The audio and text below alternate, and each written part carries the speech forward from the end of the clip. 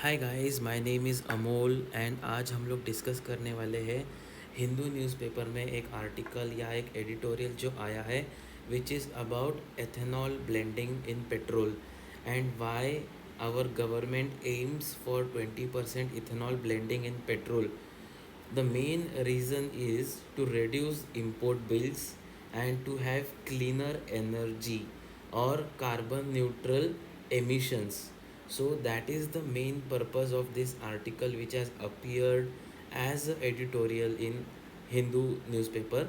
तो गाइज अभी मैं हिंदी में भी एक्सप्लेन कर देता हूँ कि गवर्नमेंट क्या एम कर रही है. 20% इथेनॉल ब्लेंडिंग एम कर रही है पेट्रोल के अंदर in order to import bills को कम करने के लिए और क्लीनर एनर्जी बिल्स लाने के लिए. तो गाइज़ अगर एक क्वेश्चन आता होगा आपके माइंड में कि इथेनॉल ब्लेंडिंग स्टार्ट कब हुआ था, तो इथेनॉल ब्लेंडिंग स्टार्ट हुआ था 1970s के एरा में. जैसे कि आप स्लाइड पे भी देख पा रहे होगे, यहाँ पे मैंने मेंशन किया है कि 1970 से इथेनॉल ब्लेंडिंग का स्टार्ट हुआ था. तो गवर्नमेंट क्या एम कर रही है, government is looking for $10 billion का बचत, मतलब सेविंग्स देख रही है गवर्नमेंट. अगर इंपोर्ट कम होगा तो ऑब्वियसली हम जितना पैसा दे रहे हैं इंपोर्ट करने के लिए वो भी कम हो जाएगा. तो वो हमारी कंट्री एम कर रही है कि एटलीस्ट $10 बिलियन पर ईयर हम लोग बचा सके इस इथेनॉल ब्लेंडिंग प्रोग्राम से. और इस प्रोग्राम का नाम कैसे दिया जाता है गाइस? E20 करके दिया जाता है. अगर अभी हम लोग चले नेक्स्ट स्लाइड पे, अगर देखें कि what have I written on next slide, तो ब्राज़ील ने E27 नॉर्म्स को अडेप्ट किया है, मतलब 27% of ethanol blending with higher vehicle compatibility. ये उनका अचीवमेंट है गाइस, ये ब्राज़ील का अचीवमेंट है. India is also moving in that direction. ऐसा नहीं कि इंडिया कुछ नहीं कर रहा है, इंडिया उस डायरेक्शन में आगे बढ़ रहा है. लेकिन हमें क्या चाहिए पता है क्या? गवर्नमेंट से हमें चाहिए कि प्राइस बेनिफिट हमें मिले और इंश्योरेंस क्लेम हो, क्योंकि एथेनॉल जब पेट्रोल में ब्लेंड होगा तो ऐसा नहीं है कि हर गाड़ी उसको अडॉप्ट कर पाएगी. जो गाड़ियाँ पुरानी हो चुकी है, 5 साल पुरानी, 6 साल पुरानी, आजकल तो लोग 12-12 साल पुरानी गाड़ियों को यूज़ कर रहे हैं गाइस. तो क्या उनका वो इंजन इस इथेनॉल ब्लेंडिंग को हैंडल कर पाएगा कि नहीं कर पाएगा? इस साइड में गवर्नमेंट से हमें सपोर्ट चाहिए. और सपोर्ट किस में चाहिए गाइस? इंश्योरेंस में सपोर्ट चाहिए और रिपेयर्स में सपोर्ट चाहिए. इसीलिए हमें क्या करना चाहिए, गवर्नमेंट को या कोई भी कोचिंग इंडस्ट्री है या कोचिंग इंस्टीट्यूशंस है जो यूपीएससी पढ़ा रही है, या न्यूज़पेपर्स हो गए जहाँ पे एडिटोरियल आ रहे हैं, वहाँ पे पब्लिक को एजुकेट करना है उसके रिस्क एंड एडवांटेजेस के लिए. तो ये हो गया पूरा स्लाइड नंबर 2 का डिस्कशन गाइस. आई होप आपको समझा होगा. आगे बढ़ते हैं स्लाइड नंबर 3 पे, देखते हैं कि मैंने स्लाइड नंबर 3 पे क्या मेंशन किया है. तो इसे कार्बन, मतलब जो ये कार्बन न्यूट्रल है, E20 ethanol programme blending in petrol, इससे क्या होगा? इंपोर्ट्स रिड्यूस होंगे, फार्मर्स को हेल्प मिलेगा और जो एमिशंस होगा उसमें कटौती आएगी. क्योंकि जब गाड़ी एमिट करेगी कार्बन एमिशंस, तो सिंस ये कार्बन न्यूट्रल है तो इससे कार्बन एमिशंस कम होने में हेल्प होगा. ठीक है. बट अगर हम लोग ने इसको प्रॉपरली इम्प्लीमेंट नहीं किया, then it can cause more harm than good. देखिए मैंने पॉइंट नंबर 2 में भी यही मेंशन किया है कि without proper customer protection, consumer protection, vehicle compatibility check and transparent communication, it can do more harm. देखिए मैंने यहाँ पे मेंशन किया है, it can do more harm than good. तो ये पॉइंट आप भी आपके साथ लेके जा सकते हो, क्योंकि ये बहुत इंपॉर्टेंट टॉपिक है गाइस आपके मेंस पर्सपेक्टिव से. तो ये कहाँ पे इम्पोर्टेंट होने वाला है मैं आगे चल के आपको बताता हूँ, मैंने वो भी स्लाइड्स प्रिपेयर की है.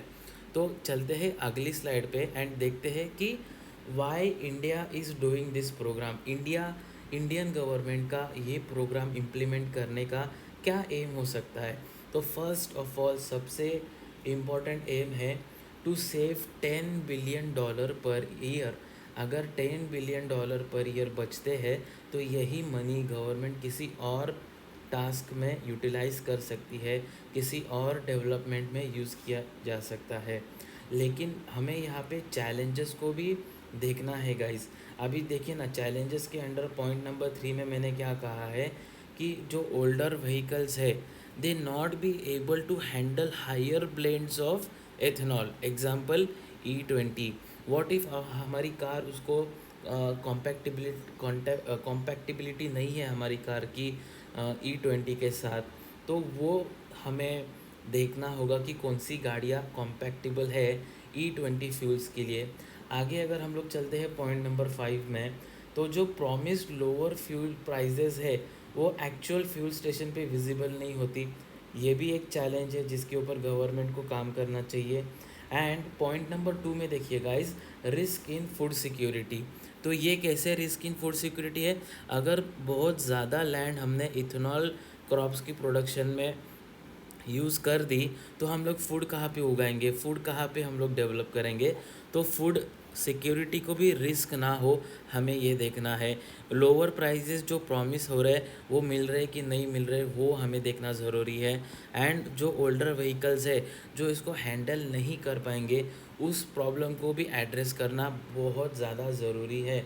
अभी देखिए ना गाइस, ब्राज़ील ने क्या किया है, उन्होंने तो हाई कॉम्पैक्टिबिलिटी ऑफ मेनी व्हीकल्स दिया है विथ E27। देखिए ब्राज़ील ने क्या किया है, E27 ब्लेंड्स को अडॉप्ट किया है with most vehicles that have adapted to it. So ये सारे चैलेंजेस को हमें एड्रेस करना है। लेकिन गाइज आपको है ना, हमेशा आप क्या कीजिए, आप इसको आपके नोट्स में या स्क्रीनशॉट लेके सेव कर दीजिए इस पॉइंट को, ये बट वाला पॉइंट। स्लाइड नंबर 5 में ये जो बट वाला पॉइंट है ना, इसको आप सेव कर दीजिए। देखिए, ethanol blending can be good move for the government and economy, but बहुत इंपॉर्टेंट है, but without proper planning, public awareness, vehicle compatibility check, and consumer protection, it may lead to problems, especially for older vehicles and food supply chain। तो guys आपको ये पूरा article अभी समझ में आ गया होगा। गाइज़ मैं सजेस्ट करता हूँ कि आप क्या किया कीजिए ना, जब भी मैं इंपॉर्टेंट पॉइंट्स बताता हूँ ना, आप एक वर्ड डॉक्यूमेंट बना लीजिए खुद का, एंड वहाँ पे टॉपिक का नाम लिख दीजिए E20।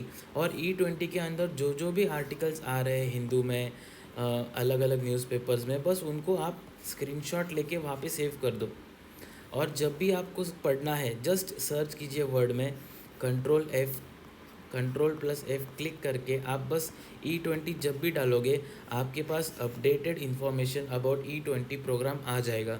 तो ये नोट्स आप कैसे बना रहे हो उसके ऊपर मैं आपको हेल्प कर रहा था। नॉट ओनली वर्ड, मैं तो प्रेफर करूँगा कि गाइस गुड नोट्स करके एक एप्लीकेशन है, वहाँ पे आप जाइए, वहाँ पे आप एक आर्टिकल क्रिएट कीजिए E20, और फिर E20 के अंडर वो आप क्या कीजिए, ये जो स्क्रीनशॉट्स है बट वाले, यहाँ पे मैंने ब्राज़ील का E27 प्रोग्राम, आप ये सारा सेव करके रख दीजिए।